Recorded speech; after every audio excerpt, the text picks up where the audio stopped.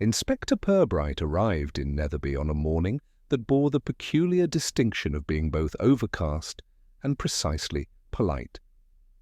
The village, an assemblage of cream-painted cottages and neatly clipped hedgerows, seemed to conduct itself according to a schedule of manners rather than weather. Even the morning mist appeared hesitant, as if reluctant to intrude upon the proprieties of the day. Purbright, carrying his customary small case of papers and an umbrella that had seen better decades, observed a cluster of villagers gathering near the Methodist Hall, their expressions carefully measured between curiosity and decorum. It was the day of the Widow's Rose Show, an event which, on the surface, celebrated horticultural excellence, but, in Purbright's experience, had always served as a theatre for the subtler arts of rivalry. At first glance, the event might appear innocuous, a series of tables laden with roses in graduated shades of pink and crimson, each bloom labelled with a stiff card in copperplate script. But the air, even at this early hour, was charged with the invisible tension of long-standing feuds, whispered judgments, and meticulously rationed civility. Mrs. Dunsworth, widow of a retired barrister, was already present near her display, adjusting a rose with a level of precision bordering on obsession. Purbright noted the slight lift of her chin as she caught sight of Miss Penhaligon, a newcomer whose reputation for pedantic attention to detail preceded her arrival. Miss Penhaligon carried her blooms with exacting care, ensuring that every petal was aligned and no leaf obstructed the symmetry of her arrangement. Their eyes met across the tables, and the exchange was brief, polite, and slightly frosty, an understated duel waged entirely in posture and glance. Purbright, accustomed to the subtleties of village etiquette, understood that a direct confrontation would be rare, unnecessary, and inappropriate. What mattered were the half-smiles, the infinitesimal hesitations, the way one might comment on the weather while simultaneously conveying disapproval. He wandered among the exhibits, nodding to acquaintances with the same degree of solemnity he would have offered to a funeral procession. Villagers murmured greetings and compliments in hushed tones, careful to modulate their enthusiasm so as not to appear either too eager or insufficiently interested. Even the bees, diligent in their rounds, seemed to observe an unspoken code of civility, alighting on each bloom with mechanical propriety. A letter, sealed in cream paper and inscribed with careful cursive, arrived at the hall. The committee secretary, Mrs. Fennell, presented it to the head judge, Mr. Ashcombe, with a degree of ceremony that suggested either reverence or fear.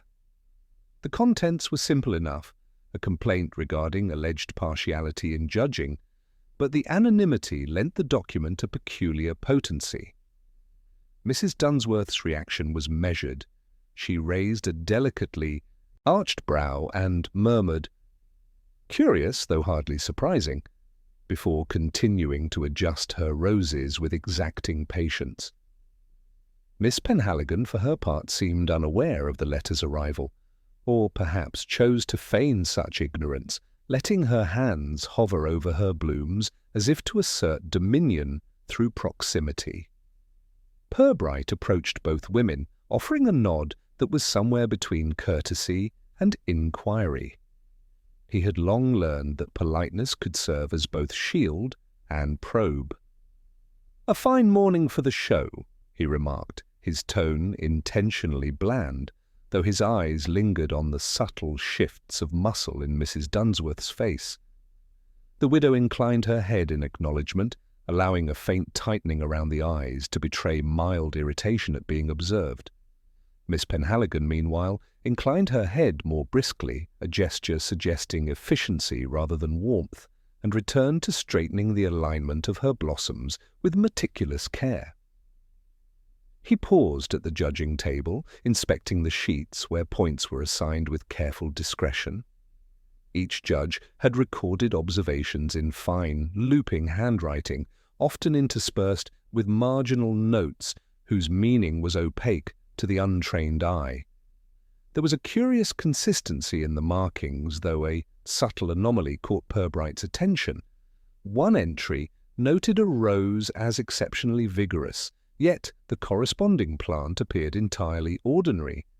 A faint crease in the paper suggested prior folding, as if the sheet had been handled with secrecy, passed between hands without ceremony. Such minor irregularities rarely occurred without reason. At luncheon in the parish hall, the tension between competitors subtly intensified. Purbright observed the choreography of conversation, Mrs. Dunsworth speaking in carefully modulated tones to committee members, offering advice with an air of benevolent authority. Miss Penhaligon interjecting gently but firmly, correcting minor errors in pronunciation or protocol with the poise of a schoolmistress.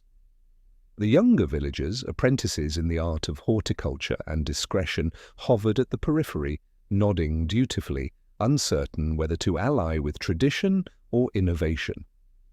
Over tea and cucumber sandwiches, comments on the bloom colours and petal textures were delivered with impeccable neutrality, yet in the slight pauses and tiny glances lay a covert exchange of opinion and judgment.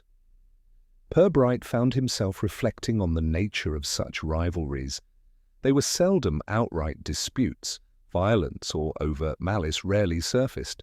Instead, they were battles of reputation, carried out in silence, in letters, in the careful adjustment of a petal, or the selection of an adjective in a committee minute. The village, in its quiet insistence on propriety, permitted only the most refined forms of confrontation. The true strength of a participant lay not in floricultural skill alone, but in the ability to project dignity while masking irritation and to suggest superiority without provocation. As the afternoon waned, a minor incident occurred which drew Purbright's attention more keenly. A committee member, Mr. Belrose, paused beside the judging table and allowed slip a half-uttered comment about the peculiar manner in which the trophy had been positioned last year, before coughing and diverting his gaze to the floor. The remark was casual, unremarkable even, yet it carried the weight of history. An unspoken reference to prior ambiguities, minor injustices, and the delicate navigation of favour and disfavour. Purbright noted the subtle tightening of Mrs. Dunsworth's lips and the slight arching of Miss Penhaligon's eyebrows. Both women were aware, as were the attentive few, that past grievances might be rehearsed in the silence between words. By evening, Purbright retired to the inn, the faint aroma of roses lingering in the air, as if to remind him that appearances, even floral ones, were seldom innocent. He reviewed his notes with deliberate care, cataloguing the interactions, glances, and deviations from expected civility. The anonymous letter, the marginal notation on the judging sheet, the half-spoken comment of Mr. Belrose, each was a fragment of a larger, invisible design. Nothing had occurred that required immediate action. Indeed, nothing outwardly improper had transpired at all. Yet, as was often the case in Netherby, the absence of overt disturbance merely highlighted the presence of more subtle tensions. Purbright's reflection was interrupted by a small envelope slipped beneath his door, sealed and unaddressed. Inside was a single rose, its petals faintly bruised, accompanied by a note in untidy script. "Not everything blooms in public." He examined the flower carefully, noting its slightly irregular symmetry, its almost imperceptible discoloration along the edges, and the faint scent of lavender from the paper. There was no signature, no indication of sender, yet the message resonated with the day's observations. The village's rivalries, resentments, and pretensions were less a matter of overt action than of careful concealment. As he set the rose aside, Purbright allowed himself a quiet smile, not of triumph, but of recognition. The widow's rose show, he realized, was less a contest of horticultural skill than a survey of character, a microcosm of Netherby itself, measured in glances, whispers, and the subtle architecture of civility. And somewhere in those meticulously arranged blooms and perfectly aligned tables lay a secret, small, delicate, and entirely human. He resolved to begin his inquiries in earnest the following morning, certain that the petals of suspicion had only just begun to unfurl. The following morning, Inspector Purbright found Netherby slightly less ceremonious, though no less meticulous in its proprieties. A thin drizzle had dampened the cobblestones, but failed to deter the villagers from their habitual politeness. Windows were opened only as far as was necessary to allow a measured draught. Shutters were adjusted with exactitude. Purbright, umbrella folded under his arm, made his way to the village hall, which had been transformed overnight into a repository for letters, minutes, and correspondence relating to the Widows' Rose Society. He was greeted by Mrs. Fennell, the secretary, who had assumed a posture of rigid diligence as she held a stack of cream-enveloped letters, each sealed with the insignia of the society. The inspector's attention was immediately drawn to two correspondences that lay apart from the rest. One, penned in the familiar looping hand of Mrs. Dunsworth, was marked by delicately underlined phrases and marginal annotations that suggested a veiled reproach rather than mere suggestion. "I trust the committee will consider the proprieties involved," it read, the choice of words suggesting a quiet insistence on maintaining social order while subtly reproaching those who might overstep their bounds. The other letter, from Miss Penhaligon, was clipped and precise, almost mechanical in its attention to detail, outlining procedural objections and minor corrections. Yet between the lines, Purbright sensed a guarded impatience, as if the writer feared any misstep might imperil her reputation before the village. As he perused the letters, Mr. Ashcombe, the head judge, arrived with the air of a man bearing the weight of both authority and past grievances. His expression suggested a habitual tolerance for minor inconveniences, though Purbright detected a faint tightening around the mouth indicative of private concern. "I see you are attending to the Society's correspondences," he remarked, voice measured, as though the act of speaking itself demanded propriety. "One must navigate these letters with care. They are seldom merely letters." Purbright inclined his head. "Indeed, there is a certain architecture to the phrasing that suggests much more than the surface meaning." Ashcombe allowed a slow nod. "Precisely. One may say almost anything in a letter if one employs the right cadence and sufficient civility. It is the unspoken that carries weight." The inspector smiled faintly, aware that he and Ashcombe shared an appreciation for subtlety. He examined a passage in Mrs. Dunsworth's letter again, noting a nearly imperceptible correction in ink, as though the writer had paused mid-sentence to reconsider the implication of a word. In the society, words were as potent as roses, and a misstep could unsettle alliances carefully cultivated over decades. By mid-morning, Purbright convened a small gathering of the committee under the pretext of organizing next year's show. The members arrived punctually, their faces calm but their eyes alert, as though aware that the inspector would observe the unspoken as assiduously as the spoken. Mrs. Dunsworth greeted him with formal warmth, offering a perfunctory inquiry into his well-being before returning to her habitual supervision of the letters and programme notes. Miss Penhaligon arrived slightly later, carrying her own notes, each precisely aligned, each annotated in pencil, her expression careful and controlled. The discussion began with ostensibly mundane matters, table arrangements, the allocation of judging sheets, and the proper order for prize announcements. Yet as the conversation progressed, Purbright noticed the subtle dynamics at play. A comment from one member, ostensibly about the placement of a rose display, drew a glance from Mrs. Dunsworth that was imperceptible only to a trained observer.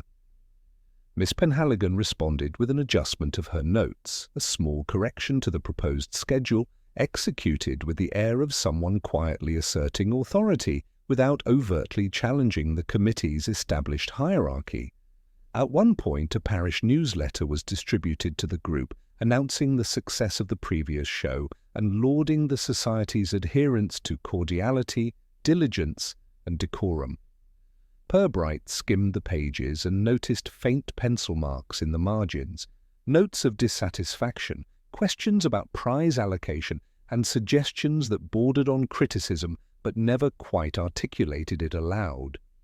The notes, likely intended for private reflection, betrayed the committee members' latent anxieties about reputational favour and procedural correctness.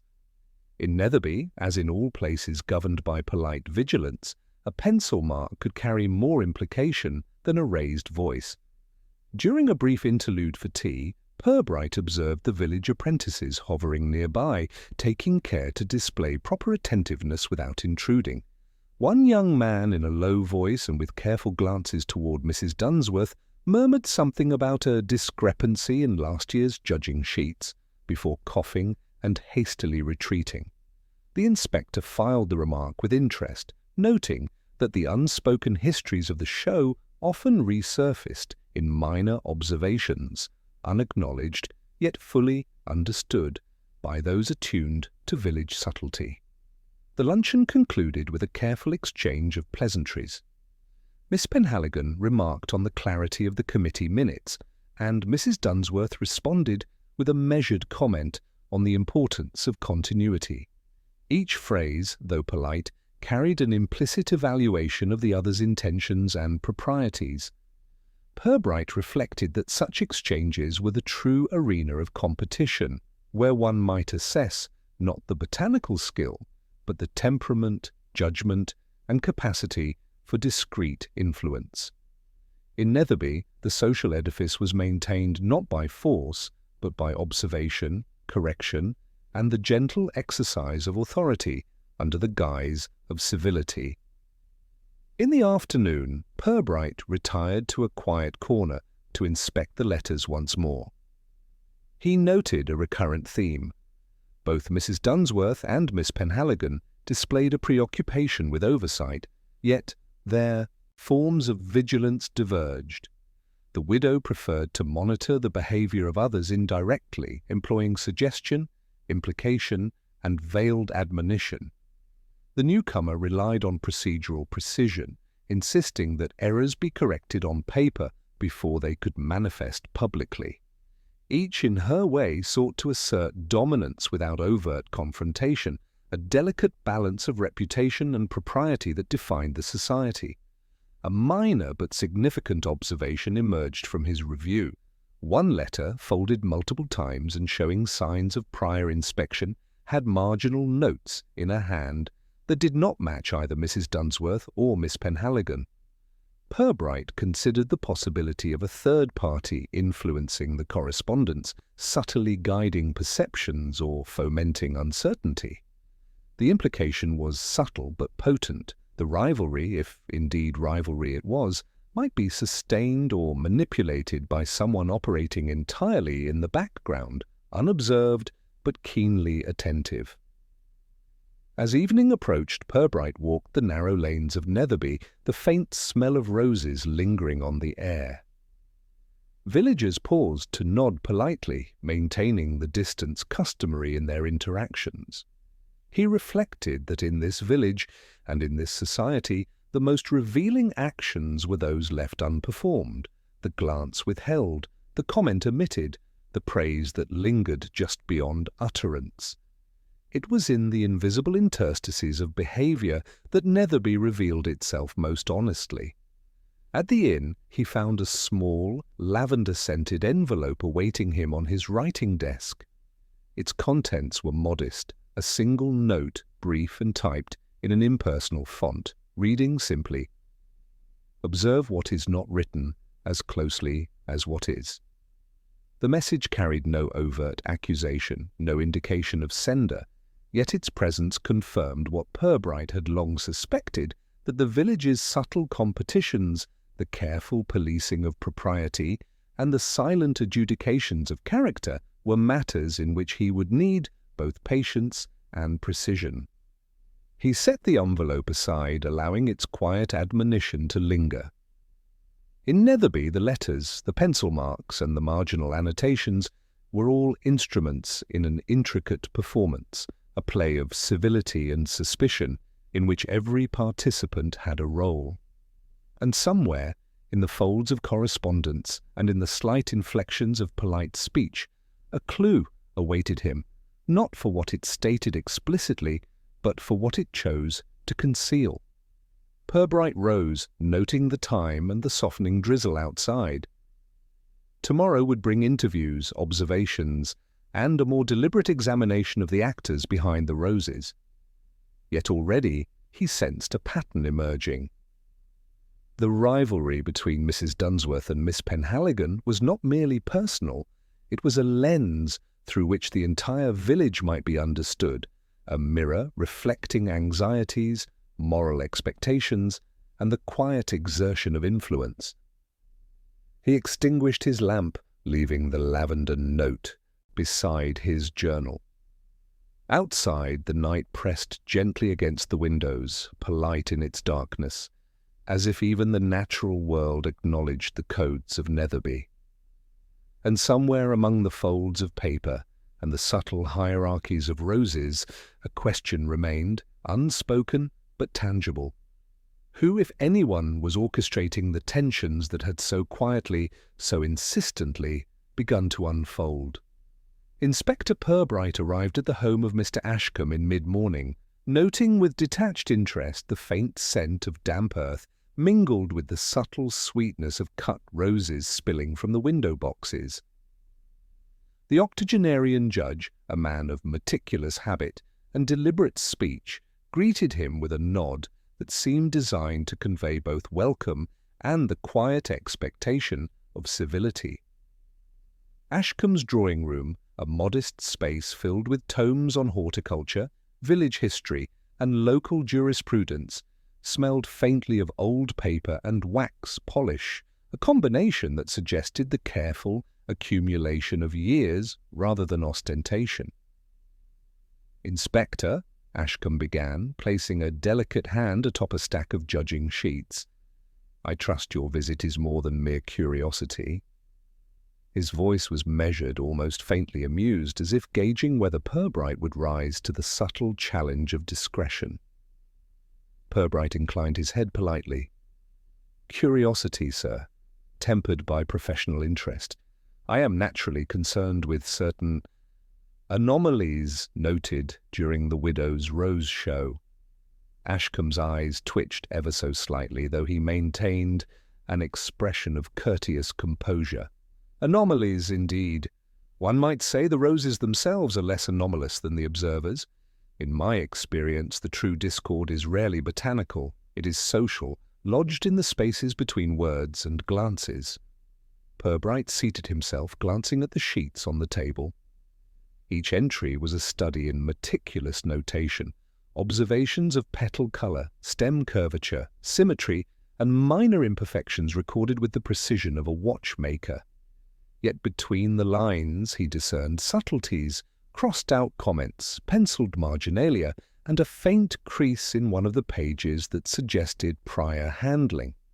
"You observe more than the roses themselves," Purbright remarked, his voice unobtrusive. "The interactions, the way civility is maintained or eroded." Ashcombe inclined his head, a faint smile tugging at the corner of his lips. "Precisely. I have adjudicated these shows for decades, and one learns that the quietest smile may conceal as much as a raised voice. The roses are, in a sense, a stage upon which politeness and ambition are performed." The inspector considered this.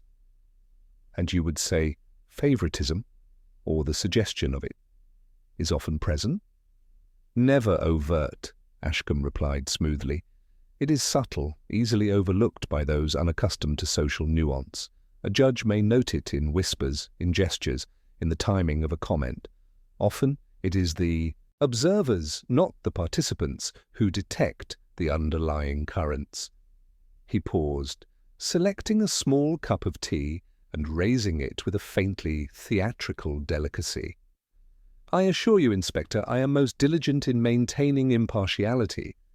Yet impartiality is itself subject to interpretation. Purbright allowed a quiet smile. So the measure of fairness may rest less in the judging and more in perception. Exactly so, Ashcombe said, tapping a finger on the table. Consider Mrs. Dunsworth. A lady of impeccable breeding and habit, her attention to detail rivals any gardener's zeal, but she possesses the subtle faculty of asserting influence without overt claim. One observes, notes, and corrects, and should one fail, the consequences appear as natural order rather than imposition. "And Miss Penhaligon?" Purbright asked, inclined slightly forward, as if seeking permission to probe further. Ashcombe's gaze softened, yet his expression remained deliberate. A newcomer, precise, exacting, and fiercely attentive to procedure. She is quick to correct error and slow to forgive slight, though rarely expressed openly. Her influence is exerted by vigilance and the gentle reallocation of authority rather than by charm or tradition. In other words, she navigates the social terrain differently but no less effectively. Purbright made a mental note of the phrasing. In Netherby, as elsewhere, influence and control were rarely visible. They were woven into gestures, minor corrections, and the manner in which authority was acknowledged. The conversation then drifted to the matter of the anonymous letter Purbright had noted the day before. Ashcombe's hands remained steady as he lifted the envelope and examined it briefly. "Ah," he said, "the complaint of partiality. Such letters are common in their form, infrequent in their substance. They are instruments of anxiety rather than evidence of wrongdoing. And yet the arrival of such a letter may influence perception," Purbright remarked, observing Ashcombe closely. "Indeed," said the judge, "it may cause hesitation, second-guessing, and, at times, a misreading of intent. One must always account for the subtle psychological currents in any assessment. The roses are seldom the cause of discord. The letter, the glance, the remark, these are." A faint knock at the door interrupted the discussion. Mrs. Fennell entered with a tray, placing modest refreshments before them. Tea carefully poured, and a selection of biscuits arranged with geometric precision. She spoke not a word, merely nodding to Ashcombe and departing with the same silent grace. Purbright noted the efficiency and discretion. Even the domestic staff adhered to the unspoken codes of the society. After a brief pause, Ashcombe gestured toward one of the judging sheets. "Consider this particular entry," he said, indicating a rose marked exceptionally vigorous, yet unremarkable in appearance. One might question the annotation. Perhaps an error, perhaps a subtle favour, yet the sheet's crease indicates it was reviewed post-judgment, possibly by someone outside the immediate committee. Purbright's interest sharpened. "So there is a possibility of influence beyond the obvious participants?" "Always a possibility," Ashcombe replied, voice calm, almost amused. "In a small village where reputation is currency, one never underestimates the capacity for subtle orchestration. Letters, marginalia, casual comments, all may serve as instruments to guide perception. It is seldom malicious. More often, it is the careful exercise of social leverage." The inspector reflected on this, thinking of the village's neat lanes, its orderly gardens, and the precise choreography of gestures and words he had witnessed. The revelation was less dramatic than one might expect. There had been no theft, no threat, no confrontation. The drama resided in observation, calculation, and the quiet policing of propriety. Ashcombe then leaned back in his chair, fingers steepled. "Inspector, the Widow's Rose Show is, in essence, a survey of character, not of horticultural skill. One judges less the flowers than the gardener's ability to maintain composure, to navigate social expectation, and to assert influence without error. Purbright allowed himself a small, approving smile. "So the anomalies are, in a sense, human." "Precisely," Ashcombe agreed. "Though humans, unlike roses, may conceal their imperfections behind civility, behind ritual, behind letters and glances, one must observe the invisible as keenly as the visible, for therein lies the truth of the village." As Purbright rose to take his leave, he paused at the doorway, noting a minor detail he might have overlooked: a small envelope partially concealed beneath a stack of judging sheets, its corner peeking out as though intentionally hidden. He lifted it carefully, revealing a slip of paper in an unfamiliar hand. "Observe who acts when no one is watching." He replaced the envelope, noting Ashcombe's serene expression, which betrayed nothing. Outside, the drizzle had softened to mist, curling around the rose bushes that lined the path. The inspector walked slowly back through the village, contemplating the subtle hierarchy of perception, influence, and propriety. In Netherby, it seemed, no gesture was inconsequential, no glance unobserved, no letter neutral. And somewhere in the quiet intersections of attention and omission, a clue had begun to emerge. One less about the roses than about the invisible architecture of ambition, rivalry, and social manoeuvring that held the village in delicate balance.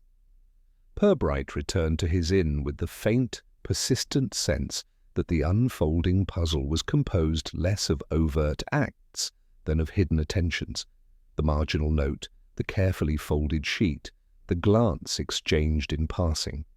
All were part of a lattice of observation and influence, and at the centre of it, he suspected, lay the silent, deliberate contest between Mrs. Dunsworth and Miss Penhaligon.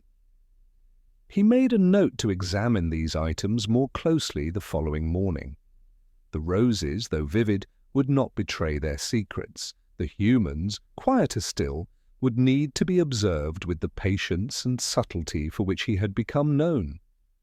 And somewhere, waiting between words and gestures, the first real clue of the unfolding rivalry had begun to assert itself.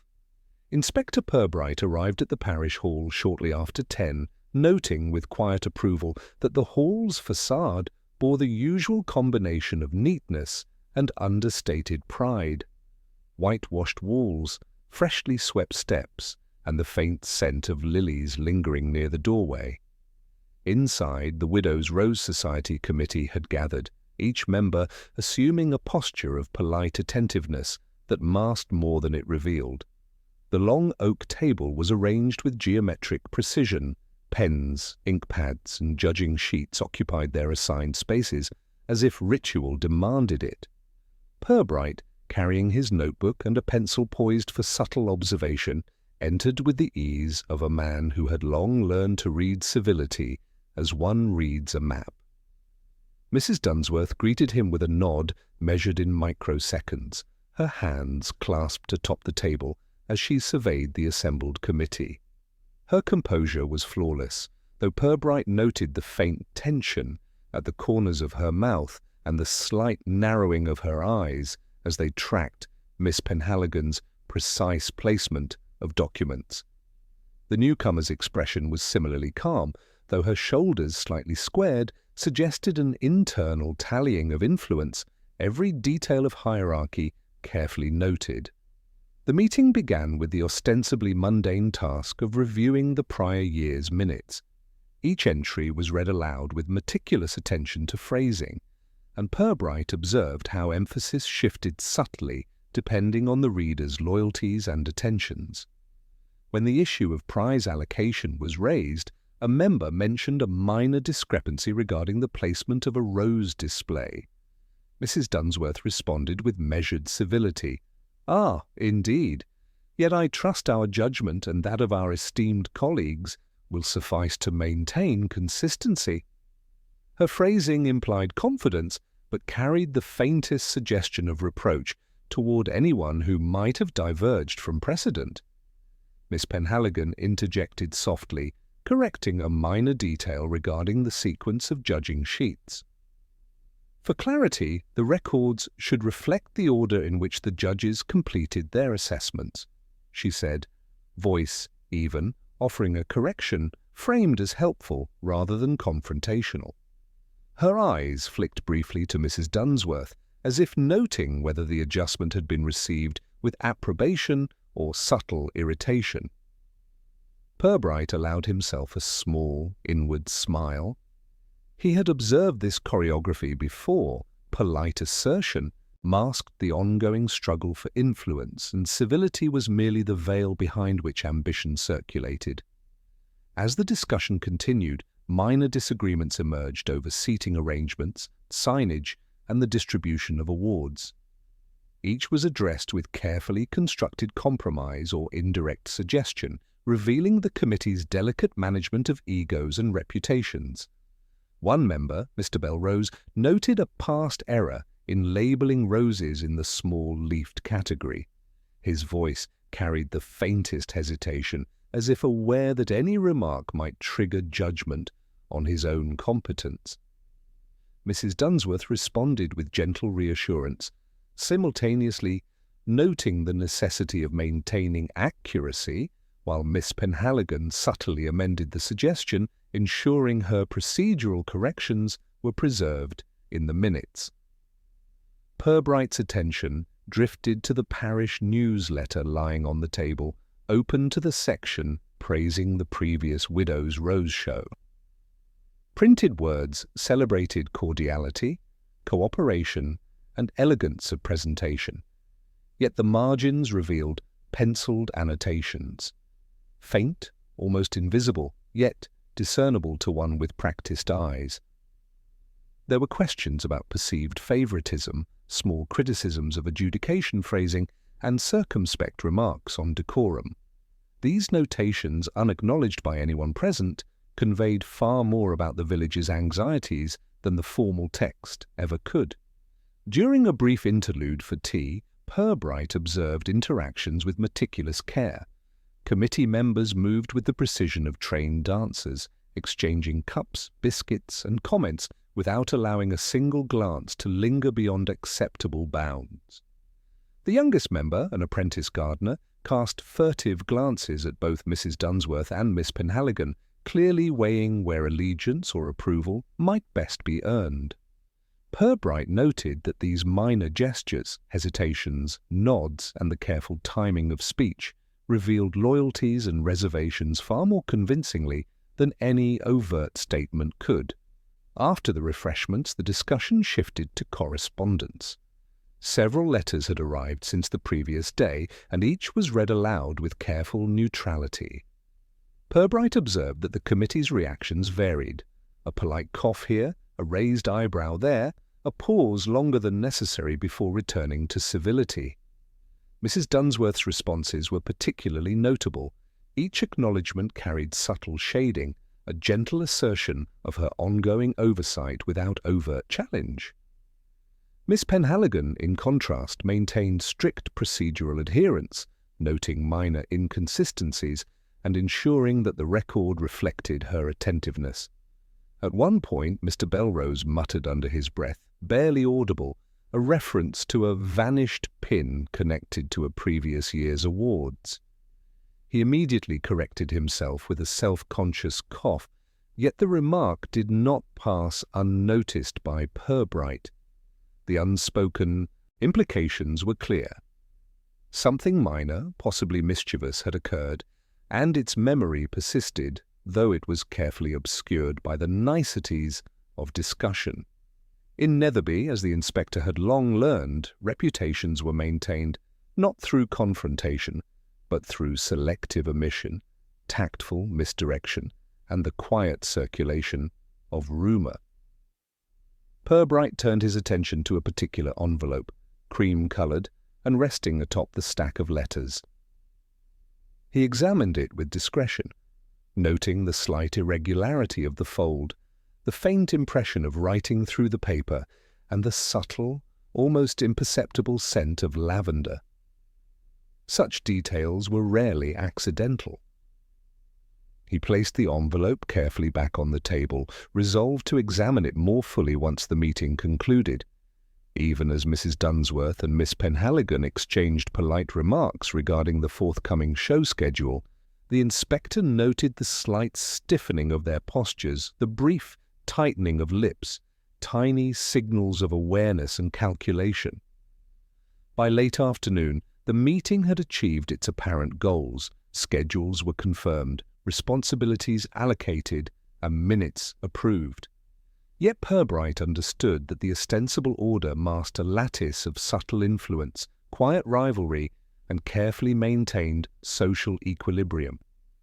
Every decision, every remark, every pause had been negotiated with an eye to propriety, reputation, and perception. The roses themselves were secondary. The real competition was invisible, unfolding in gestures, notes, and the delicate administration of civility. As the committee dispersed, Purbright lingered, observing the residual patterns of attention. Mrs. Dunsworth moved with slow deliberation, ensuring that minor papers were placed precisely in their correct positions, while Miss Penhaligon reviewed her notes once more, pencil in hand, as if verifying that no procedural error remained unrecorded. Even the apprentices and minor assistants exhibited a nervous attentiveness, scanning for cues, testing the limits of permissible observation, and gauging where authority lay. Purbright gathered his own notes and stood, allowing a moment's pause to take in the hall itself. The neatly aligned tables, the embossed envelopes, the stacks of papers carefully organized by height and hue. He noted a minor anomaly, a slip of paper partially hidden beneath the judging sheets, bearing a notation in an unfamiliar hand. Timing is everything. Watch who adjusts in silence. He regarded the message with quiet interest, recognizing the subtle implication. In Netherby, the true measures of influence and rivalry were less about the words spoken than the actions performed when attention was elsewhere.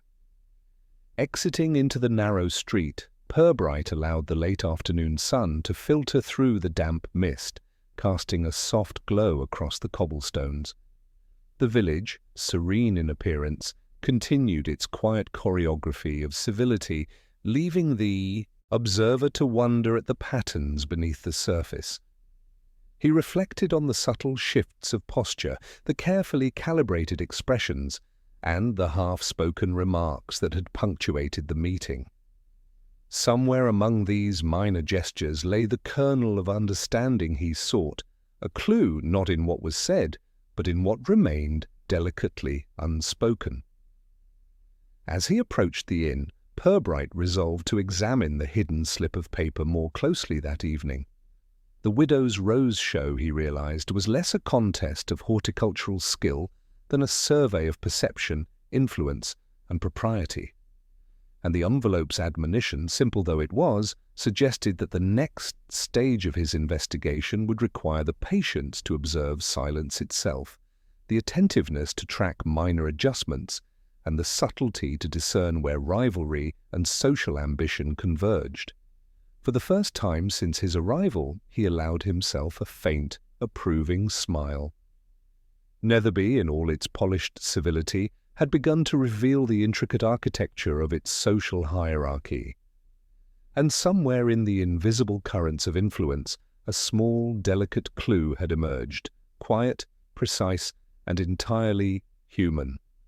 The morning air in Netherby carried a faint chill, tempered by the delicate scent of roses that lingered along the hedgerows and in the windows of neatly tended gardens.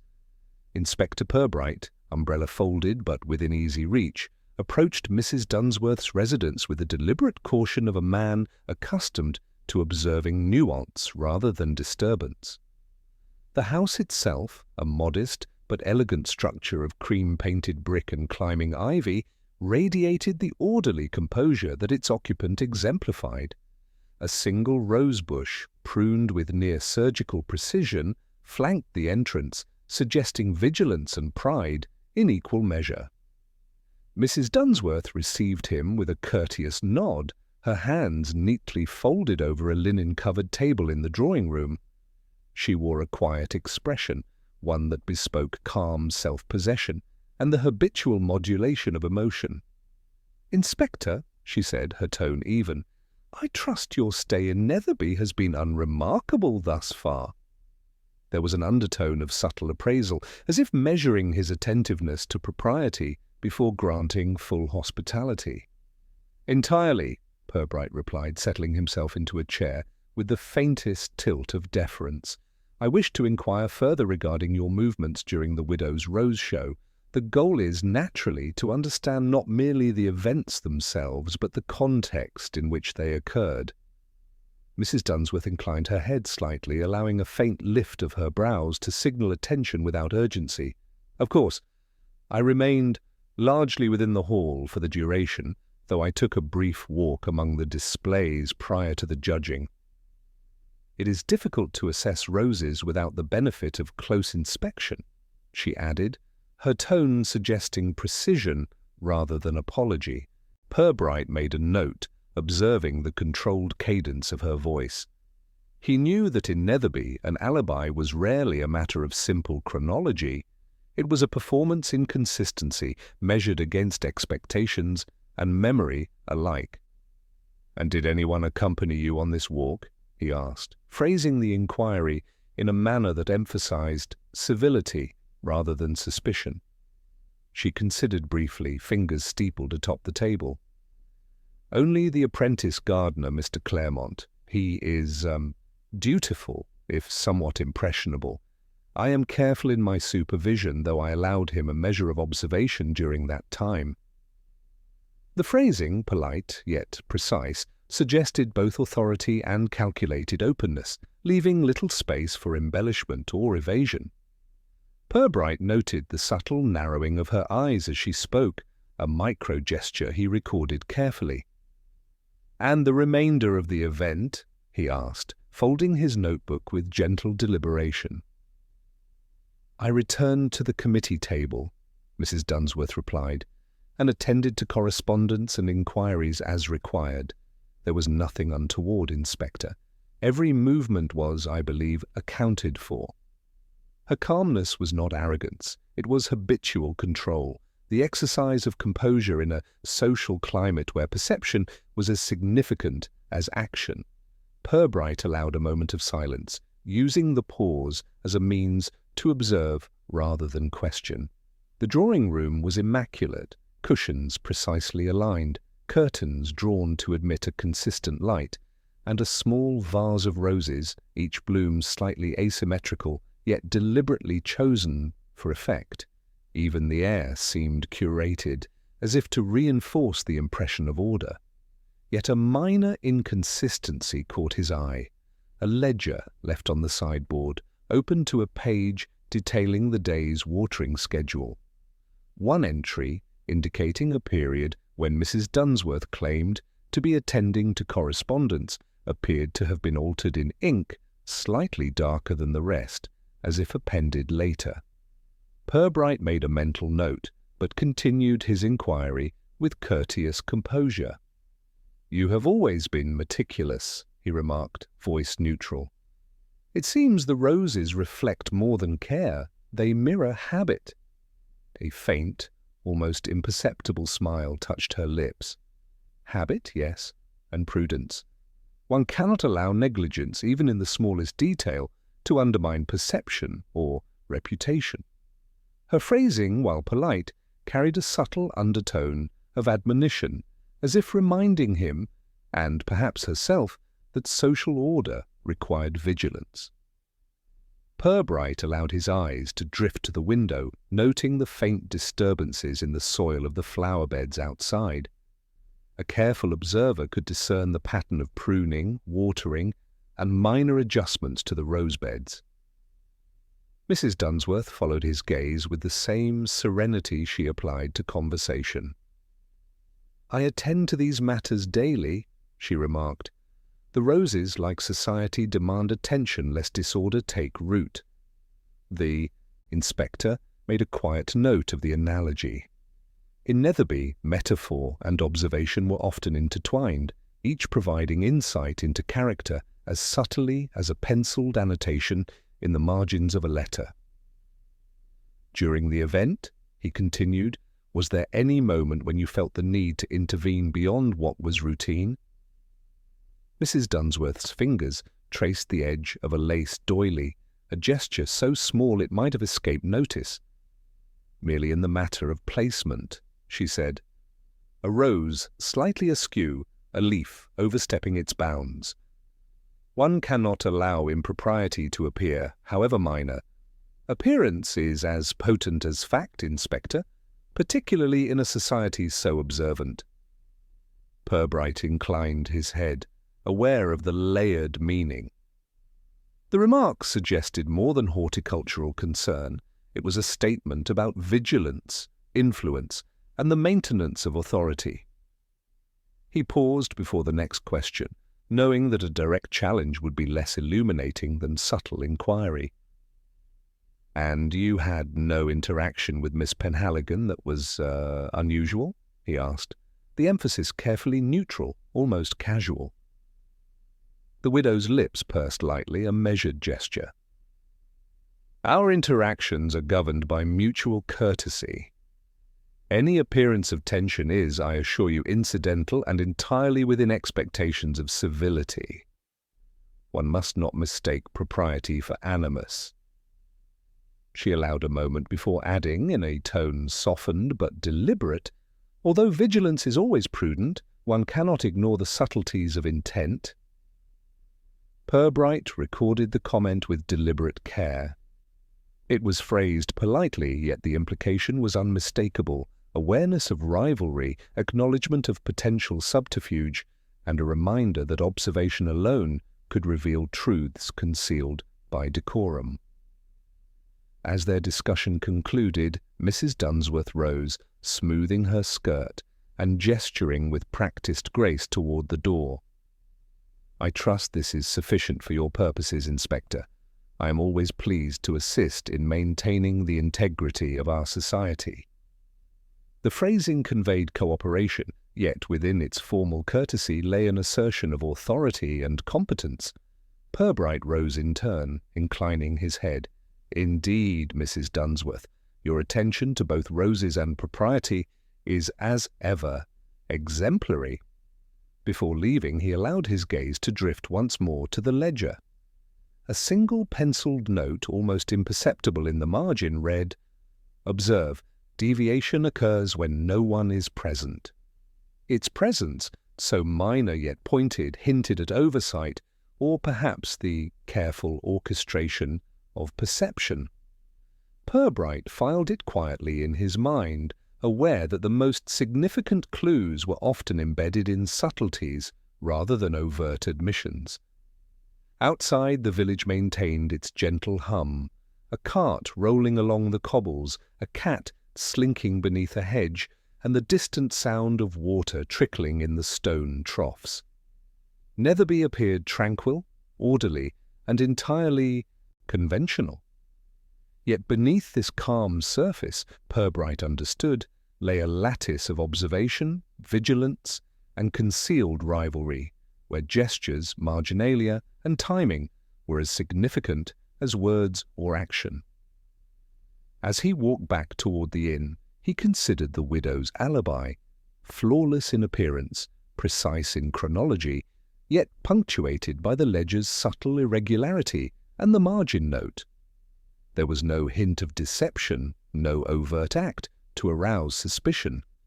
And yet, as often occurred in Netherby, the absence of disruption did not preclude significance.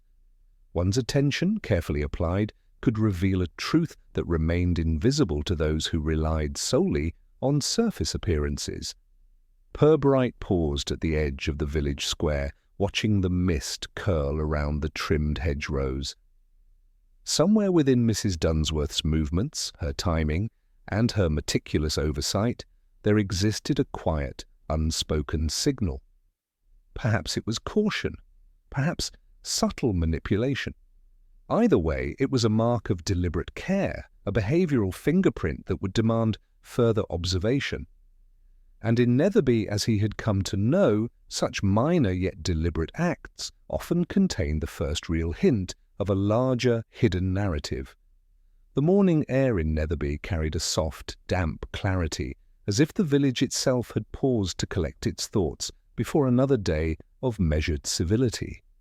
Inspector Purbright wandered along the narrow lanes, paying attention not to the conspicuous, the neatly painted doors or the precisely clipped hedges, but to the subtle motions of the villagers, a head tilted slightly, a hand brushing leaves from a windowsill, the faint hesitation before a nod. These small gestures, he knew, were the true indicators of attention, allegiance, and latent tension. Purbright's destination was Miss Penhaligon's residence, a compact, well-ordered cottage whose exterior suggested tidiness bordering on fastidiousness. The rose beds along the front were less expansive than Mrs. Dunsworth's, yet each bloom was aligned with geometric precision. He noted the faint discoloration of some petals, suggestive of meticulous selection and pruning. A letter, pinned to the door with a small wax seal, bore only the inspector's name. Inside, he was greeted by the young lady herself, poised with deliberate composure, hands folded in front, and eyes reflecting the controlled alertness of someone accustomed to close scrutiny. "Inspector Purbright," she said, voice measured, "I trust the weather has not hindered your observations." The phrasing was courteous, yet the subtext was unmistakable. Attention is noted, behavior is noted, and every intrusion is observed. "Not at all," Purbright replied, inclining his head. "I wish to inquire into your movements during the rose show and your observations of other participants." His tone was neutral, a framework for eliciting detail without confrontation. Miss Penhaligon gestured to a seat, though she remained standing herself, a posture that suggested readiness rather than deference.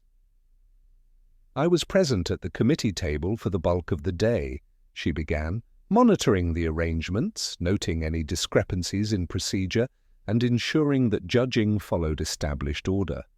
At intervals, I walked among the displays to confirm that the roses were properly positioned, but no conversation extended beyond necessary civilities. Her phrasing was exacting. Every adverb and pause suggested both precision and control. "And did you notice any irregularities?" Purbright inquired, pen poised lightly over his notebook. Miss Penhaligon's eyes flickered briefly, a micro-gesture unnoticed by all but the most trained observer. "Minor lapses in alignment or labeling," she said. "Nothing significant in terms of impropriety. Yet, as always, one must remain attentive to the subtleties of behavior. A small gesture or delay may reveal more than any spoken word." Her expression remained calm, though the slight tension in her shoulders indicated a keen awareness of both the inspector's scrutiny and her own social performance. Purbright allowed a moment of silence, surveying the room. Books on botany, neatly stacked journals, and a small table displaying a few sample blooms under glass. Even the arrangement of the chairs suggested deliberate symmetry. "And Mrs. Dunsworth?"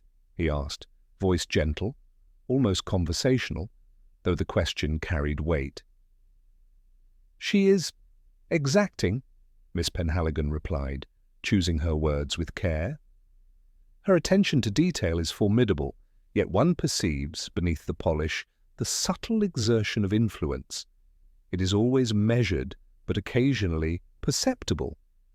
One must accommodate civility while remaining alert to minor impositions." There was no overt criticism, only observation, delivered with the precision of a botanist noting an anomaly in an otherwise perfect specimen. Purbright noted the phrasing, recording the subtle acknowledgement of rivalry without creating friction. "And the committee members?" he asked, his tone neutral, inviting detail. "Fussy in minor matters, apprehensive about precedent," she said, "and largely invested in the maintenance of appearances. They are vigilant in observing each other, as well as the principal participants. Even the youngest apprentice displays an acute awareness of where authority lies." She allowed a brief pause as though testing whether the inspector would follow the implication. "And the correspondence?" Purbright prompted, shifting attention to the letters he had observed during prior visits. Miss Penhaligon's hands moved to the small writing desk.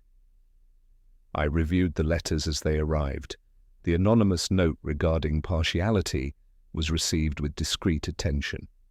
None of the committee openly acknowledged its import, yet minor glances and gestures conveyed concern. Small corrections and marginal notes, almost imperceptible, were made to record accuracy and procedure. The performance of civility conceals vigilance. One must be attentive to gestures, timing, and the absence of remark." Purbright nodded slightly, sensing the kernel of observation that could yield insight. He allowed a pause before asking, "During the event, did you witness any unusual adjustments? Papers moved, sheets altered, or documents handled privately?" Miss Penhaligon's fingers brushed the edge of the desk as she considered. There were small manipulations of judging sheets, always brief, always ostensibly routine. One might call them procedural refinements, yet their timing, before or after review, may indicate attention to detail beyond what is required. No overt misbehavior, only an exercise of influence in subtle increments. She tilted her head slightly, the gesture suggesting awareness of her own subtle message, that she, too, wielded influence, quietly and deliberately. Purbright made a note, noting the shared pattern with Mrs. Dunsworth. Influence exercised silently without overt confrontation, embedded in timing, attention, and minor adjustments. He understood that the two women were not merely rivals in horticulture, but in the mastery of perception, social leverage, and reputational control. Their conversation drifted naturally to timing and sequence. Miss Penhaligon described the intervals when she attended to roses away from the main committee table, noting that she always left her pencil marks on separate sheets and ensured their alignment with official records. Her meticulous attention suggested both a desire for accuracy and an implicit assertion of authority. Purbright allowed his mind to catalogue these details, aware that the seemingly mundane gestures of alignment and annotation were critical in the invisible hierarchy of the village. During a lull, he glanced toward the window and noticed the faint imprint of a footprint in the moist soil of the front garden, small, deliberate, and suggestive of measured observation. Miss Penhaligon followed his glance and explained that she allowed the apprentice gardener, Mr. Claremont, to check certain blooms for pest or disease, but no one else had accessed that area. The implication was minor, yet in Netherby, such minor details often concealed more than they revealed. As the interview concluded, Purbright allowed a final question. "Do you suspect anyone may have manipulated the judging sheets or other documents beyond procedural necessity?" Miss Penhaligon hesitated for the briefest moment, eyes reflecting both calculation and propriety. "I would not speak lightly of suspicion," she said. "Yet in a society as vigilant as ours, minor deviations occur, often unnoticed, yet observable by those attuned. One must observe carefully, noting adjustments made in silence and weigh them in the broader context of civility and intention." Her answer, polite and precise, left the inspector with more to consider than any explicit admission could have conveyed. It suggested vigilance, potential manipulation, and a silent contest of influence, all conducted beneath the veneer of courtesy. As he rose to leave, Purbright's attention lingered on a small, folded note lying atop the desk, partially concealed by a pressed bloom. Its handwriting was unfamiliar. Observe what moves when attention is elsewhere. He made a discreet mental record of its presence. Like the footprints in the soil, the marginalia and small notes were part of a lattice of behavior invisible to the casual eye, but laden with significance. Outside, the mist had lifted slightly, revealing Netherby's orderly lanes and well-kept gardens, yet Purbright sensed the hidden choreography of attention, rivalry, and reputation unfolding beneath the tranquil surface. Every gesture, glance, and note was a potential clue. Every absence of remark was as instructive as speech itself. Walking back toward the village square, he reflected that Miss Penhaligon, like Mrs. Dunsworth, had revealed little in words, but much in the careful architecture of her movements, attentions, and observations.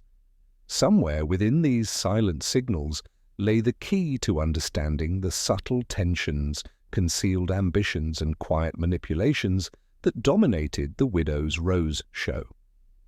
The day concluded with a faint rustle of leaves and the distant sound of water trickling in the village troughs, as if the world itself observed the same strict codes of civility that governed human interaction. Purbright allowed himself a small, private smile.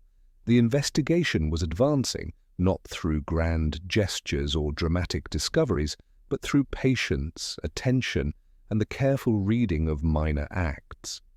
And somewhere between footprints, folded notes, and marginal observations, a clue was taking shape, quiet, deliberate, and entirely human.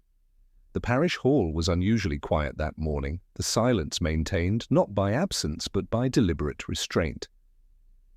Inspector Purbright arrived to find the Widows' Rose Society committee assembled, each member seated with the precise distance and posture that Netherby custom dictated. The long oak table gleamed under the soft light filtering through the windows, each pen, note, and judging sheet positioned with meticulous care. The inspector noted at once the interplay of glances and gestures, a brief raise of the eyebrows here, a hand lightly resting on a pencil there, small signals that carried more weight than any spoken observation. Mrs. Dunsworth presided with the same composure he had observed in her home, hands folded as she reviewed the agenda, nodding with measured approval to minor points. Miss Penhaligon, seated diagonally opposite, maintained her characteristic poise, eyes scanning the sheets with methodical care, correcting sequence and alignment whenever a discrepancy arose. Their rivalry was quiet but pervasive, expressed in gestures, the timing of comments, and the placement of documents. It was a contest of influence, conducted entirely beneath the veneer of civility. The discussion commenced with the approval of minor expenditures for the upcoming show.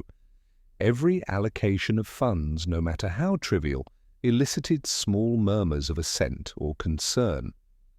Purbright noted that Mrs. Dunsworth's suggestions were phrased in gentle, almost imperceptible imperatives, guiding decisions while appearing collaborative. Miss Penhaligon responded with subtle clarifications, framing her observations as concern for accuracy rather than challenge. The effect was a silent duel of propriety, each attempting to shape outcomes through civility rather than confrontation. A letter arrived, placed discreetly on the table by Mrs. Fennell, the secretary, who executed the gesture with the precision of a ritual she had performed countless times. The envelope bore no name, and when opened, revealed a note typed in impersonal font. Minor adjustments can reveal character. The committee members reacted in almost imperceptible ways. Mrs. Dunsworth's lips pursed briefly while Miss Penhaligon's eyes flicked toward the inspector, as if testing whether he had observed their reactions. The note, anonymous and cryptic, introduced an undercurrent of unease, suggesting that attention to small gestures was not merely prudent, but expected. The inspector allowed the meeting to proceed without interruption, content to observe the intricate choreography.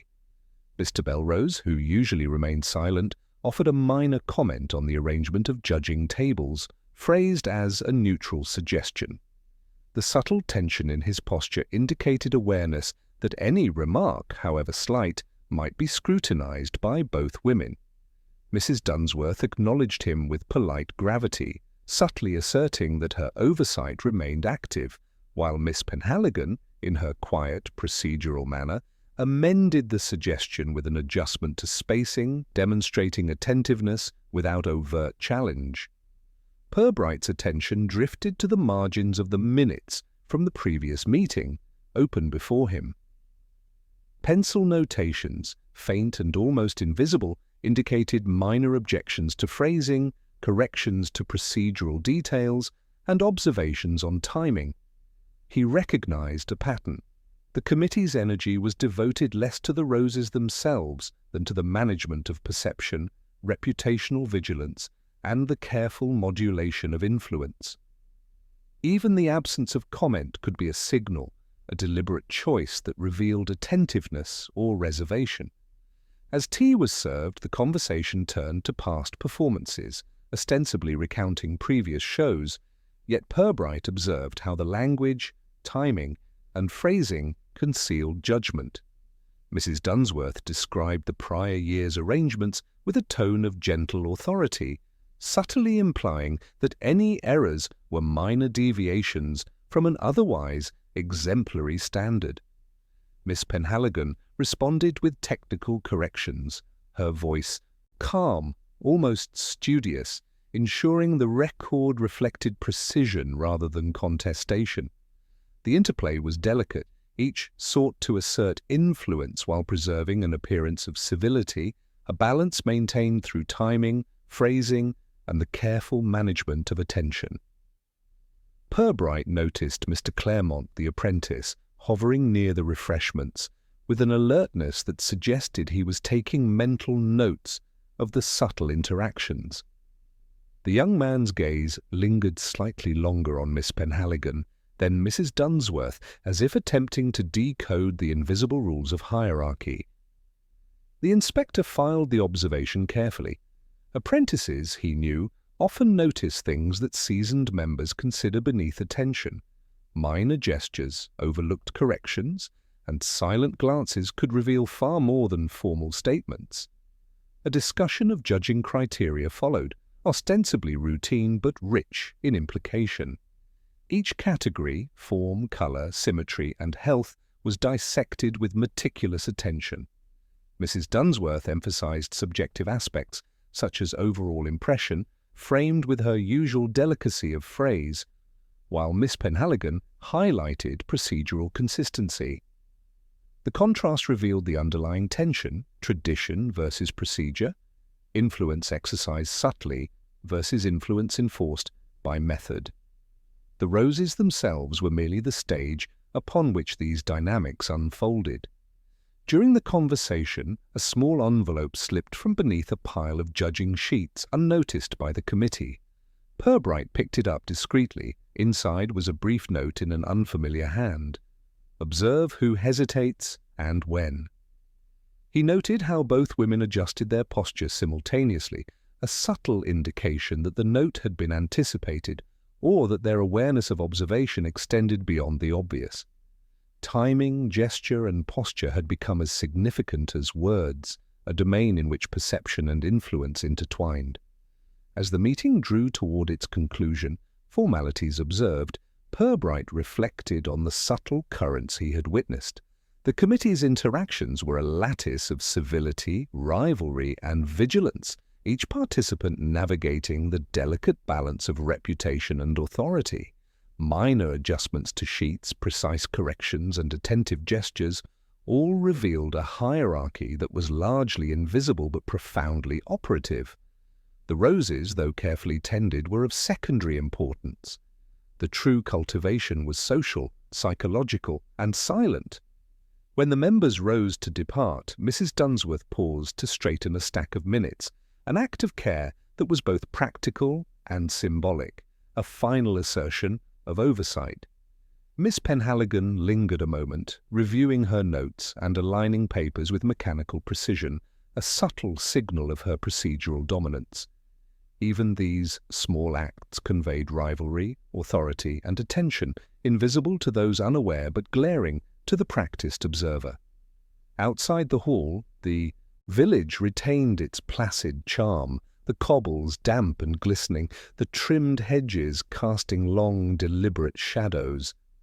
Purbright walked slowly, allowing the impressions of the morning to consolidate. The letters, slips of paper, and the silent signals of gesture, posture, and timing were all part of a pattern. Somewhere amid these micro-indicators lay a clue to the underlying dynamics of the widow's rose show, a competition conducted in civility and silence, yet rife with influence, rivalry, and subtle manipulation. The inspector paused at the corner of the square, observing a brief exchange between the apprentice and a passing villager, noting the unspoken attention to hierarchy and decorum. A small shift in stance, the direction of a glance, the fraction of hesitation before speech, all elements he catalogued with care. And as he continued toward the inn, he allowed himself a faint, private acknowledgement. The rivalry was both overt in precision and covert in intention, and the real story was beginning to emerge, not in roses or awards, but in timing, gesture, and the carefully maintained silence that defined Netherby's social fabric. The day closed with a softening of light, mist curling along the lanes, and the faint rustle of leaves echoing the quiet vigilance of those within the village. Purbright reflected that in Netherby, observation was both profession and pastime, and the subtlest gesture could illuminate more than any declaration. Somewhere, in the patterns of movement, posture, and timing, a clue waited, imperceptible to all but the patient, the attentive, and the quietly persistent. The late afternoon sun cast a mellow glow over Netherby, turning the polished cobbles to amber and highlighting the faint patterns of dew still clinging to rose petals along the lane. Inspector Purbright returned to his temporary lodgings with a careful stack of notes, marginalia, and a collection of letters and slips he had gathered from the committee and participants over the past days. Each fragment, seemingly trivial on its own, had begun to suggest a lattice of attention, rivalry, and influence, a pattern so subtle that only prolonged observation could reveal its contours. Settling at the desk in his room, Purbright reviewed the items in deliberate order. The envelope from Mrs. Dunsworth's ledger, the slips from Miss Penhaligon's desk, the anonymous notes delivered to the parish hall, they shared a curious consistency in phrasing, spacing, and timing. None made any explicit accusation. Each was a prompt to observe, to question, to notice what went unnoticed. In Netherby, he reflected, these were more instructive than the boldest confession, for the true contest was of attention rather than action. He began with the margins of the committee's previous minutes, where faint pencil notes suggested subtle disagreements. One entry questioned whether a rose had been judged with undue leniency, the note itself apparently written after the meeting, its script distinct from the main text. Another penciled comment, almost invisible unless scrutinized, indicated a minor correction to procedural order, annotated with what could only be described as mild exasperation. Correct alignment matters, even if unnoticed. The handwriting bore a certain deliberation, and Purbright suspected it was neither Mrs. Dunsworth's nor Miss Penhaligon's usual hand. His mind traced the implications. Someone beyond the main participants was observing, noting, and subtly influencing perception. Perhaps an assistant or a committee member whose loyalty wavered, or someone seeking validation by inserting their perspective into the recorded narrative.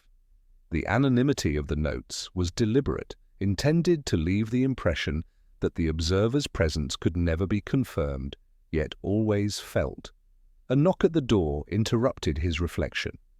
Mr. Claremont, the apprentice gardener, entered with a quiet air of propriety.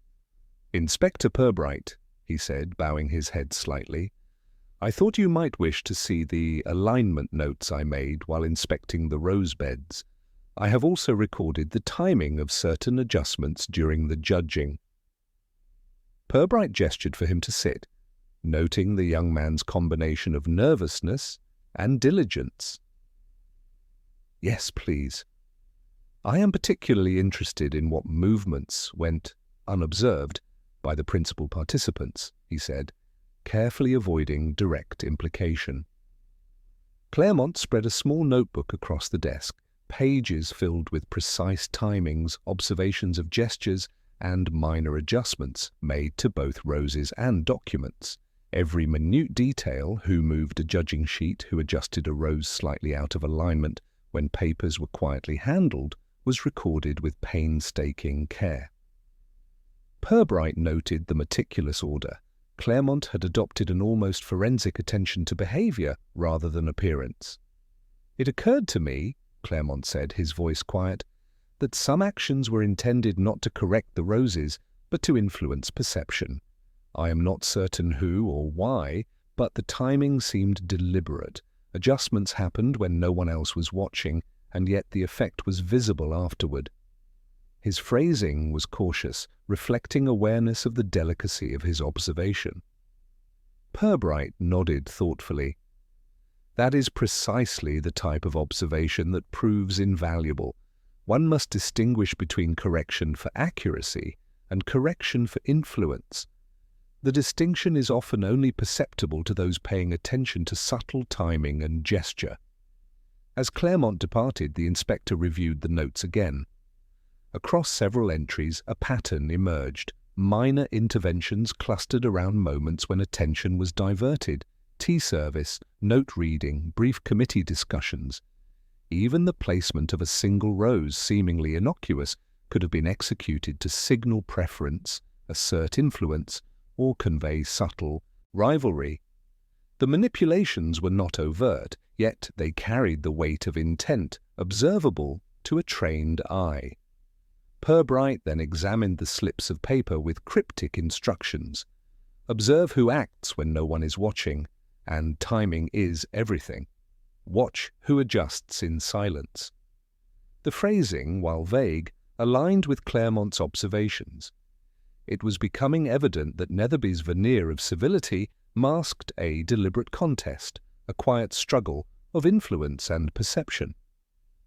Even those who believed themselves uninvolved could be participants, performing gestures calculated to assert authority without overt declaration. He considered Mrs. Dunsworth and Miss Penhaligon once more. Both were deliberate, meticulous, and exceptionally controlled, yet their methods differed. Mrs. Dunsworth relied on social weight, experience, and measured imperatives, while Miss Penhaligon emphasized procedure, sequence, and factual precision.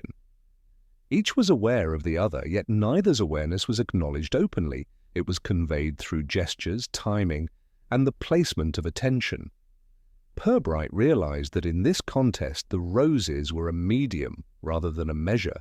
The true object of rivalry was perception itself. He glanced again at the committee minutes, focusing on a single, faintly penciled note from a prior meeting. Deference must be maintained, but watch who offers it. It was cryptic, yet Purbright sensed its import. In Netherby, civility was currency, and the direction, timing, and sincerity of deference could be more revealing than direct confrontation. A slip of the hand, a glance too long or too brief, a minor correction executed silently, these were the true signals of power and intent. A soft chime from the inn's clock reminded him of the hour. Purbright gathered the slips, the notebooks, and the letters, noting a subtle anxiety rising in him, not of danger, but of responsibility, to interpret these behaviors with patience, care, and precision. In a village such as Netherby, the stakes were reputational, not physical. A misjudgment could tarnish perception, misassign influence, or misinterpret intent. He allowed himself a final, quiet observation before retiring to the window. Across the lanes, the trimmed hedges cast faint, ordered shadows. A single figure, likely a villager returning from errands, paused, glanced toward a garden, then adjusted a rose slightly before continuing. The gesture was unremarkable, yet it carried the same signature he had observed in committee interactions, deliberate timing, attention to appearance, subtle assertion of influence. Even minor adjustments, executed when no one was watching, could convey authority or rivalry. Purbright returned to his desk, placing the slips side by side. He understood that the emerging picture was not one of malice or overt mischief, but of silent competition, social vigilance, and carefully calibrated influence. Each observation, each minor gesture, each marginal note contributed to the latticework of reputation, rivalry, and perception. The puzzle was not solved by confrontation, but by patient, attentive interpretation of behavior in its minutest forms. As night descended, he allowed a final glance at the notes. One observation previously overlooked now appeared more significant, a small, almost imperceptible erasure in a judging sheet. Someone had altered an annotation ever so slightly, leaving the original marking faintly visible. The act was minor, almost invisible, yet it implied deliberate adjustment. Who had made it and why remained uncertain. The ripple of intention hidden beneath politeness and procedure had revealed itself in the margin, and Purbright recognized it as a clue both delicate and suggestive. He closed his notebook and leaned back in his chair, allowing the quiet of the room to settle around him. Netherby was serene, orderly, and polite, yet beneath that calm surface, currents of influence and subtle rivalry flowed with precision. The roses were emblematic, the letters instructional, and the gestures decisive. Somewhere within these minor acts, silent corrections and carefully placed marginal notes lay a pattern, an outline of ambition, attention, and the delicate hierarchy of perception that defined the widow's rose show. And in that quiet observation a question persisted, unspoken yet insistent. Who moved the pen in silence, and for whose perception? The morning fog clung to the cobbles of Netherby with the tenacity of propriety, softening angles and muting the colours of the hedges, as if the village itself conspired to maintain decorum. Inspector Purbright walked deliberately toward the parish hall, his mind occupied not by the roses themselves but by the intricate lattice of observation, gesture, and marginalia he had catalogued over the past days. Each slip of paper, each faint pencil mark, and each micro-gesture of committee members contributed to a subtle map of attention and influence, one that required slow, precise scrutiny to interpret. The committee had convened early, as was customary, the air punctuated by the faint rustle of papers and the delicate tap of a pencil against oak. Mrs. Dunsworth presided with her usual quiet authority, arranging the documents on the table with near-surgical precision. Miss Penhaligon, seated across, maintained her own ritual, checking alignment, reviewing notes, and ensuring that every sheet reflected procedural accuracy. The tension between them was understated, expressed in timing, glances, and the small interventions that revealed hierarchy without confrontation. Purbright's attention was drawn immediately to Mr. Belrose, who appeared more uneasy than usual. His hand lingered slightly over a judging sheet, hesitation evident in the faint tremor of a pen. Mrs. Dunsworth offered a subtle nod of reassurance, while Miss Penhaligon adjusted a sheet with a delicate correction. The interplay was silent, yet eloquent. Authority maintained, rival attentiveness noted, and influence asserted without a word. Discussion commenced over the previous year's prize allocations. The committee reviewed the minor discrepancies in placement noted in the margins of last year's minutes. Purbright observed the almost imperceptible shifts in posture, the tiny adjustments of glasses, and the careful modulation of tone. Every member sought to assert accuracy without appearing critical, and the competition of perception unfolded like a delicate dance. An envelope appeared atop the documents, brought forward with the quiet deference customary for such items. Inside was a brief note, typed and unsigned. Watch the shadow of adjustment, not the adjustment itself. The phrasing, cryptic yet deliberate, elicited subtle responses. Mrs. Dunsworth's lips pursed faintly, a minuscule contraction betraying acknowledgement. Miss Penhaligon's eyes flicked to the inspector, as if measuring the effect of observation. These silent communications conveyed far more than words. Intention, vigilance, and rivalry were embedded in gesture and timing. Purbright allowed the committee to continue, noting small inconsistencies. One judging sheet bore a marginal smudge, faint and likely unnoticed by any casual observer. Another had a minor annotation, partially erased and rewritten in slightly different ink. Such adjustments were insignificant to the untrained eye, but suggested deliberate intervention. The inspector catalogued each, aware that subtle manipulation, unobserved by the majority, yet apparent to the vigilant, was central to understanding the underlying dynamics. The conversation shifted to correspondence and complaints from previous shows, ostensibly minor and routine. Yet Purbright noticed how reactions varied. A soft cough here, a brief glance there, a pause prolonged for effect. Mrs. Dunsworth's responses were measured, designed to maintain authority and civility. Miss Penhaligon's corrections were precise, understated, and procedural. Even the slightest hesitation revealed attention to hierarchy and perception, a silent confirmation of vigilance or challenge. Purbright's gaze fell upon a small note peeking from beneath the pile of correspondence. The handwriting was unfamiliar, delicate and precise. Observe who acts when oversight is absent. He regarded it with quiet interest. It confirmed the patterns he had begun to see. Minor interventions occurred during moments of distraction when civility and routine provided cover for subtle assertions of influence. The handwriting suggested a third party, someone not formally part of the rivalry, but aware of it and perhaps even subtly guiding it. He reflected on the apprentice, Mr. Claremont, whose observations he had collected. The young man had recorded adjustments executed in silence, minor corrections applied when attention was elsewhere, and gestures suggesting control. Purbright now saw a convergence. The notes, the marginalia, and Claremont's meticulous record all pointed to interventions orchestrated with a degree of subtlety designed to evade overt recognition. These were not errors or accidents, they were deliberate manipulations, aimed at shaping perception without confrontation.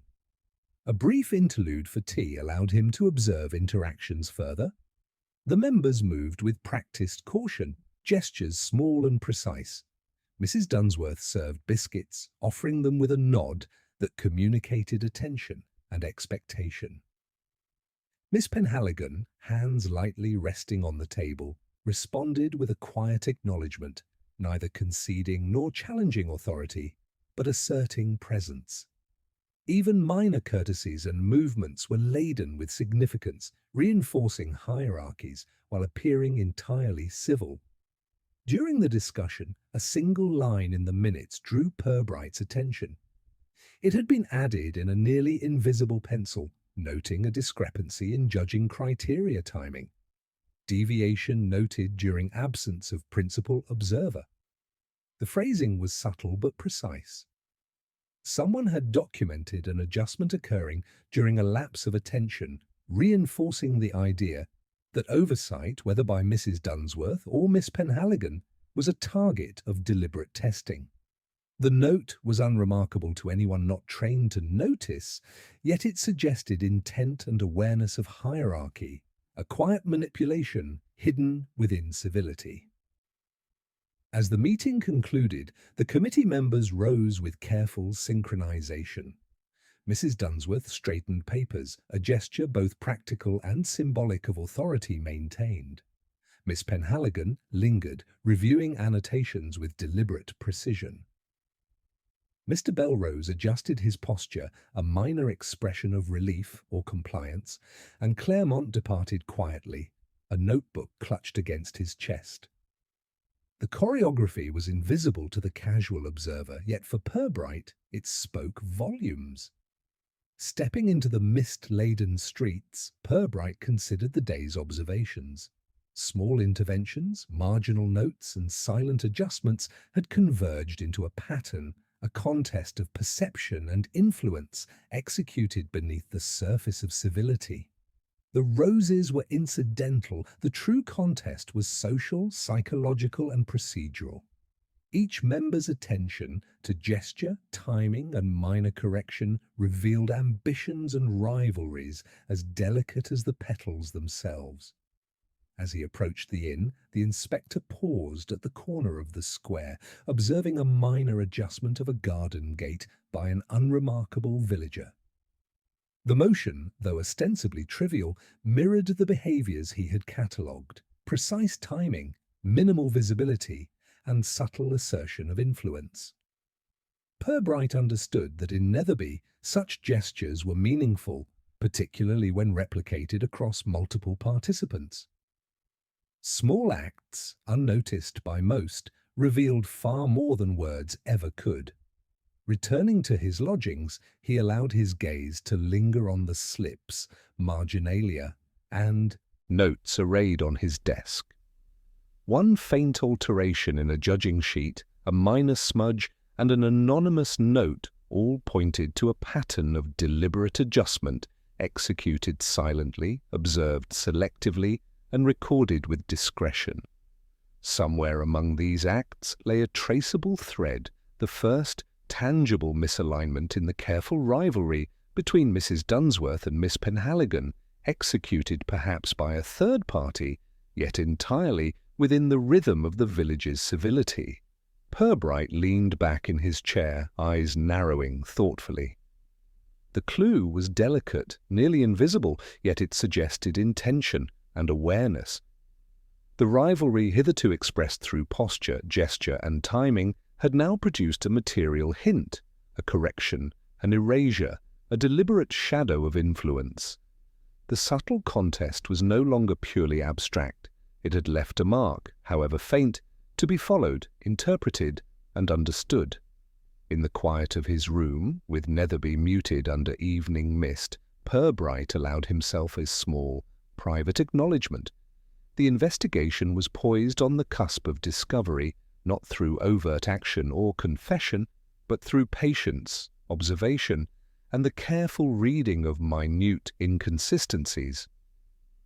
And somewhere, hidden beneath civility, politeness, and procedure, a question lingered. Who had moved the sheet, and for whose benefit? The morning light filtered gently through the mist, softening the outline of Netherby's cobbles and casting a subdued glow on the trimmed hedges lining the village lanes.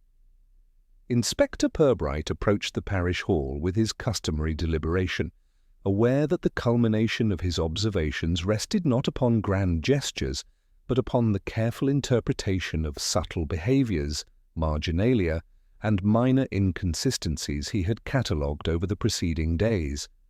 The widow's rose show had concluded, yet the intricacies of influence, rivalry, and perception persisted, quietly demanding attention.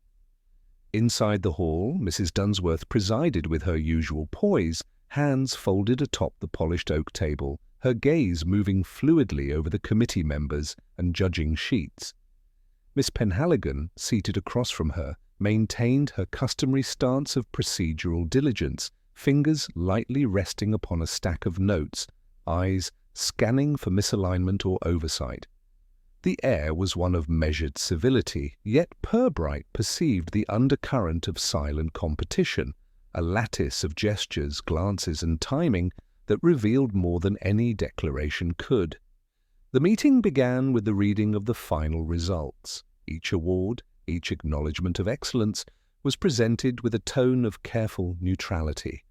Mrs. Dunsworth offered brief commendations, phrased in terms of overall impression, while Miss Penhaligon appended methodical comments, citing the precise alignment of petals, uniformity of form, and consistency in care. The two women never directly contradicted each other. Yet the contrast between aesthetic authority and procedural authority was unmistakable. A silent rivalry played out in the choreography of civility. Purbright's attention, as always, drifted to the marginal details. The slight erasure in a judging sheet, noted previously, aligned with a sequence of minor adjustments recorded in the apprentice's notebook. One sheet, in particular, bore an almost imperceptible alteration, the corrected annotation executed with a faintly different pencil stroke. Purbright's eyes followed the pattern. The timing of adjustment corresponded with a brief distraction among the committee when attention was focused elsewhere. The act was deliberate, almost ceremonial in its subtlety, yet carried a significance that only a trained observer could appreciate. Mrs. Dunsworth, noting the inspector's gaze, inclined her head slightly in recognition, a gesture of courteous acknowledgment rather than explanation. Miss Penhaligon, aware of the same scrutiny, tapped her pencil lightly against the desk, a near imperceptible signal of awareness and authority. Both women communicated more through these gestures than through words, confirming the dynamics of hierarchy and vigilance that Purbright had been tracing. A minor disruption arose as a folded slip of paper emerged from the documents. The envelope bore no signature, only a small notation in an unfamiliar hand. Attention precedes influence. Observe who adjusts under the shadow of scrutiny. The committee members reacted almost imperceptibly. Mrs. Dunsworth's lips pursed in a slight contraction, while Miss Penhaligon's eyes briefly met Purbright's, the exchange silent, yet loaded with meaning. The note reinforced a pattern he had long suspected. Influence was asserted in moments of minor distraction, and observation was as potent as any corrective act. Purbright allowed the meeting to continue uninterrupted, cataloguing interactions with the meticulous patience of an artist studying brushstrokes. Mr. Belrose's posture shifted subtly when Mrs. Dunsworth spoke, suggesting deference, while Claremont's hands twitched slightly as he adjusted a stack of documents, reflecting the tension inherent in balancing attention, observation, and silent participation. Even minor gestures, the adjustment of a sleeve, the tilt of a head, the pause before a nod, provided insight into the unspoken hierarchy of the group. Discussion turned to correspondence and complaints from previous shows, which had been summarized in a neat folder of letters. Purbright noted reactions with quiet attention. One missive, innocuous to an untrained eye, prompted a faint contraction of Miss Penhaligon's brow and a subtle, measured glance toward Mrs. Dunsworth. The interplay of observation, subtle signaling, and micro-expression was continuous, each revealing attention, intent, and awareness. In Netherby, civility was the medium, observation the message, and gesture the language of influence. A brief interlude of tea allowed for minor recalibration of attention. Biscuits were served with deliberate timing, cups were replaced with care, and each movement was infused with subtle signaling. Mrs. Dunsworth's gestures maintained authority while appearing natural. Miss Penhaligon's corrections ensured procedural integrity while signaling vigilance. Even these small acts were meaningful, forming a lattice of social navigation, invisible to the casual observer, but profoundly revealing to one attuned to nuance. Purbright reviewed the slips and marginalia once more.